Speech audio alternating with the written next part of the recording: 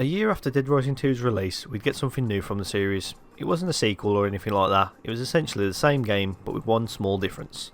Frank is back. So yeah, today I'm looking at Dead Rising 2 off the record. This video is going to be a lot shorter than my other Dead Rising videos, just simply because it's an standalone expansion. It's almost exactly the same as Dead Rising 2, but just with a different story and a few added extras in there. But that's what I'm going to go through on this video, basically the differences between this and the base game. So if you want to find out more about the base game, I've got a video on Dead Rising 2 and I've also done one on the original Dead Rising. I'll leave a link down below for that playlist and it'll be on the end screen as well. This video will kind of make more sense if you watch those as well. Like I said, it's going to be a short video and I'm going to keep this intro short. But yeah, nothing else to add. Let's get straight in to Dead Rising 2 off the record. Back in the early 2010s, DLC started to become big business, and whilst multiplayer games had map packs and loot boxes, single player games had to be a bit more creative. One of the best ways of expanding a game's life cycle was making a standalone expansion, taking everything from the main game and repackaging it with a new, much shorter story. Some of the best examples are of course Far Cry 3 Blood Dragon and Red Dead Redemption Undead Nightmare.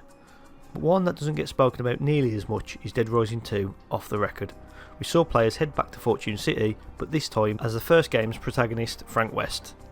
Not only that, but also a new part of the map to explore and also some new weapons and combos packaged in as well. The game will release in just over a year after the main game in October of 2011 on Xbox 360, PS3 and PC.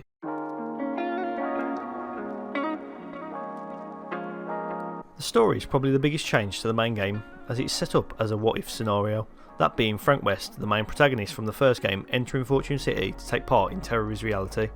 You see, after the events of Willamette, Frank becomes somewhat of a celebrity, but after a few years in the limelight, things start to go wrong. Oh, and he's fucking massive now as well. You're looking real jack. You're looking real jack, baby. And that's how we find Frank taking part in this game show. I just hope if they ever brought Frank back in a future game, they'd give him the same respect and flashed out backstory as they do here. The game starts out almost identical to the base game, but instead Frank takes a detour to do a bit of journalistic snooping. The game uses a lot of the premise from the base game and just adds its own unique twists and characters. I think the game kind of expects you to at least know the story of Dead Rising 2 as well, which would make sense, but still, I think if you haven't played the other version, it doesn't take too much away from this. There is also 6 possible endings, exactly the same as Dead Rising 2. It also seems like a lot more voice lines were added as well, adding to the overall experience as Frank reacts to a lot of things in game now. Who would bring a kid here? Plus I think the game does a lot with the setup of Off the Record when it comes to the whole what if scenario. So I would recommend playing this straight after Dead Rising 2, as it was cool to go through similar scenarios but just through the eyes of Frank instead of Chuck. The story is probably the only major change I noticed in Off the Record, but I think they did it perfectly, having it match the base game storyline but changing just enough to make it fit Frank's character.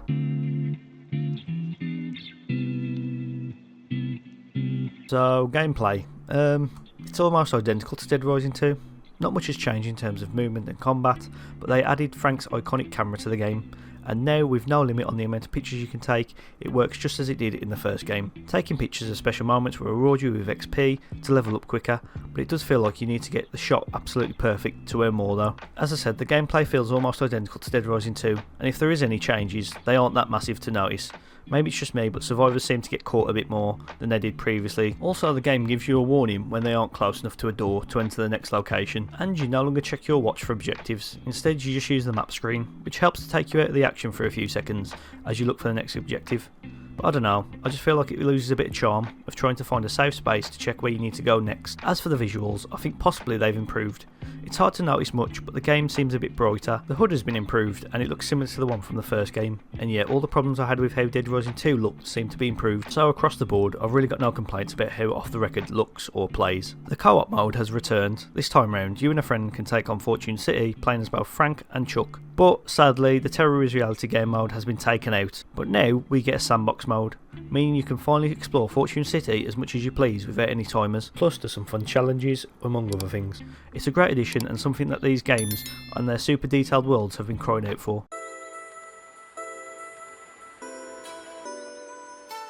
I'm going to start sounding like a broken record now, but obviously not a lot has changed in terms of the weapons, vehicles and upgrades.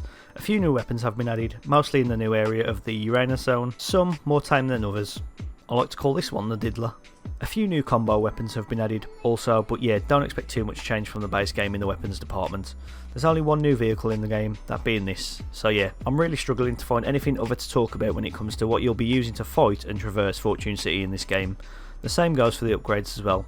Obviously you get the camera to give you a bit of a boost, but yeah, pretty much the same across the board. The only other thing to note is how you have more ways to make money this time round. You find keys to open security boxes to get some extra cash, and the money you earn in sandbox mode is carried over to the same save file in your normal playthrough.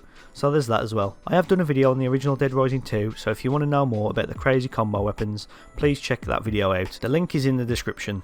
But to finish, Off the Record offers the same experience as Dead Rising 2 with just a few little extras.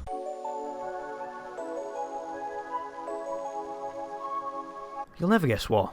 Off the Record offers mostly the same cast of psychopaths as the original game, with 3 new additions to take on, one of them being a clown who is actually the brother of Adam the clown Frank takes out in the first game. The most important one to talk about is actually Chuck Green, the protagonist from the base game, who in this story actually loses his daughter Katie, which pushes him over the edge and turns him into one of the psychopaths you take on. This is probably my favourite psycho out of all the games, just based on the fact it's one of the main characters you're taking on, and in the main game Chuck seems pretty chilled out about the whole situation, and now he's been pushed off the edge, riding around with a plastic doll he believes to be his daughter. It just goes to show the characters that you're taking on in these scenarios are just normal people who have been pushed to their limit thanks to the outbreak, except for Randy though, he's just a freak. Another thing I noticed while playing is it seems there's a lot more time between objectives and side quests. It only seems like there's 2 or 3 at a time, compared to the original's laundry list of objectives. Survivors are pretty much the same as they were in the base game, also a few have been taken out, also a few have been added in, but you're not really going to notice much of a difference in terms of saving them. Off the Record gives you exactly what you'd expect from a Dead Rising game at this point, in terms of the psychos and survivors. In fact, it gives you exactly what the base game did, with just a few extras on top, so there's not really much to complain about here.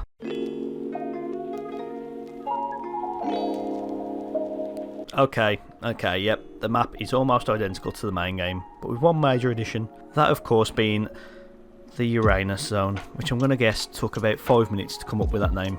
It is essentially a theme park, with bars and restaurants thrown in, all with this space and alien theme. It's a cool little addition, it's not massive, but still a cool place to explore, with a few minigames and also rides you can interact with. Speaking of exploration, thankfully, the sandbox mode makes it a lot easier just to explore and have fun in Fortune City, without any timer restrictions, which you'll definitely want to do, because this game looks a lot brighter this time round.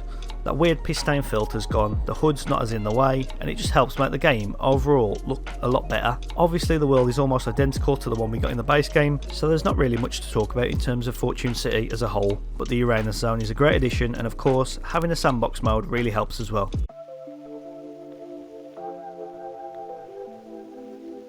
Throughout this video you've probably realised that there's not a lot of difference between this and the base game, but after playing both I can safely say that Off the Record does just enough to improve on the original to actually make it the superior game in my opinion.